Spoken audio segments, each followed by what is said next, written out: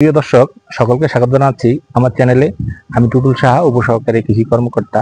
আজকে আমরা যে বিষয়টা নিয়ে কথা বলবো সেটা হচ্ছে সবুজ সার হিসাবে ধইঞ্চার চাষ। প্রিয় দর্শক, আপনারা জানেন যে আমাদের বাংলাদেশের মাটিতে শতকরা 5 ভাগ জৈব পদার্থ থাকা উচিত, কিন্তু আমাদের দেশের মাটিতে কোথাও কোথাও 1 ভাগ, আবার কোথাও কোথাও 1 ভাগের নিচে অথবা একটু সামান্য বেশি আছে।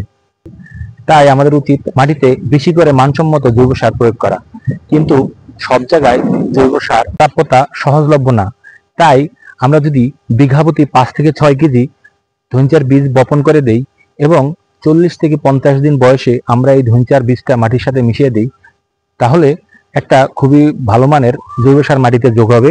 এবং ধইঞ্চার একটা বিশেষ গুণ হচ্ছে ধইঞ্চার গোড়ায় নডিউল থাকে, এবং এই নডিউলে রাজিবা নামক এক ধরনের ব্যাকটেরিয়া থাকে, এবং এই ব্যাকটেরিয়াটা প্রকৃতি থেকে নাইট্রোজেন এনে এই নডিউলে জমা করে। আমরা যদি এই নডিউলটা সহ মাটির সাথে এই ধইঞ্চাটা মিশিয়ে দিই, তাহলে আমাদের এই মাটিতে জৈব সারের সাথে সাথে আলাদা একটা নাইট্রোজেন যোগ হবে, এবং আমরা যে পরবর্তী ফসলটা করব সেখানে নাইট্রোজেনের পরিমাণ কম লাগবে এবং ফসল এই জৈব সারের কারণে খুবই ভালো হবে।